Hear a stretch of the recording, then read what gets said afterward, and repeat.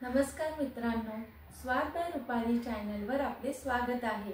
आज आपण बनवणार आहोत पालक पुरी। चला तर मग सुरुवात करूया। इथे मी पालक स्वच्छ धुवून घेतले आहे। 10 लसणाच्या पाकळ्या घेतल्या आहेत, 3 हिरव्या मिरच्या आणि आलं घेतलेलं आहे, थोडी कोथिंबीर घेतलेली आहे आणि 1 चमच जिरं घेतलेलं आहे। आता आपण सर्वप्रथम पालक गरम पाण्यामध्ये घालूया। त्याने काय होईल, पालकाचा कच्चापणा कमी होऊन जाईल। पालक आपण 2 मिनिटं गरम पाण्यामध्ये ठेवायचा आहे।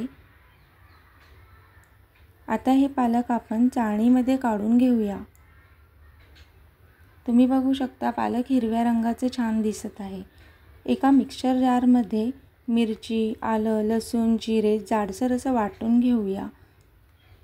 यामध्ये शिजवलेला पालक घालूया, थोडीशी कोथिंबीर घालून घेऊया आणि बारीक असं वाटून घेऊया। इथे मी 1 चमच ओवा, चवीप्रमाणे मीठ, पालकची प्युरी, 1 कप गव्हाचे पीठ, 1 कप बेसन पीठ आणि पाव कप तांदूळ पीठ घेतलं आहे।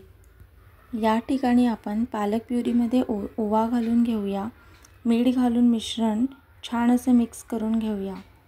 पालक प्युरीमध्ये आपण गव्हाचे पीठ घालून घेऊया। इथे मी 1 कप गव्हाचे पीठ घेतलेलं आहे। बेसन पीठ घालूया, तांदूळ पीठ घालून घेऊया आणि छान असं मिक्स करून घेऊया। या ठिकाणी मी अजिबात पाणी वापरलेलं नाही। पालक प्युरीमध्ये आपले पीठ छान असं मळून झाले आहे, पाण्याची गरज पडत नाही। आता आपण पुरी लाटून घेऊया। पुरी थोडी जाडसर लाटायची आहे। जाडसर पुरी लाटल्यामुळे ती छान फुगते। थोडी तीळ वरून घालून घेऊया, तिळामुळे पुरी सुंदर अशी दिसते, तुम्ही बघू शकता। पुन्हा एक पुरी लाटून घेऊया आणि त्यालाही छान असं तीळ लावून घेऊया।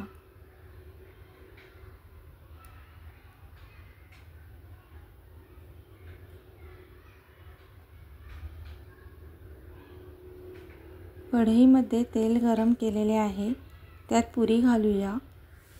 गॅसचा फ्लेम वाढवूया म्हणजे पुरी छान फुगेल।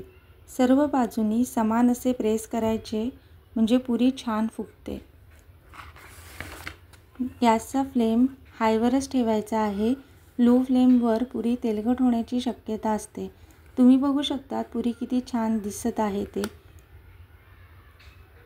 आणि किती छान अशी फुगलेली आहे आपली पुरी। तीळही किती सुंदर दिसत आहे। या ठिकाणी आपण पुन्हा दुसरी पुरी तेलात घालूया। लहान मुलांना पालक अजिबात आवडत नाही, परंतु या पद्धतीने तुम्ही पालक पुरी केली तर मुले आवडीने खातील। तुम्ही बघू शकता आपल्या पुऱ्या किती छान फुगत आहे आणि वरून लावलेली तीळही किती छान दिसत आहे।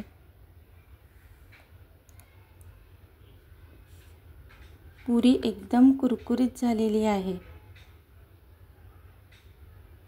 पालक पुरी तुम्ही लोणचे, शेंगदाण्याची चटणी सोबत खाऊ शकतात। पालकाची सौम्य चव पुरीत मिसळल्याने वेगळाच स्वाद येतो आणि ती खूप पौष्टिक असते। तुम्हाला जर माझे व्हिडिओ आवडत असतील तर चॅनलला सबस्क्राईब करायला अजिबात विसरू नका। लाईक आणि शेअरही नक्कीच करा। धन्यवाद।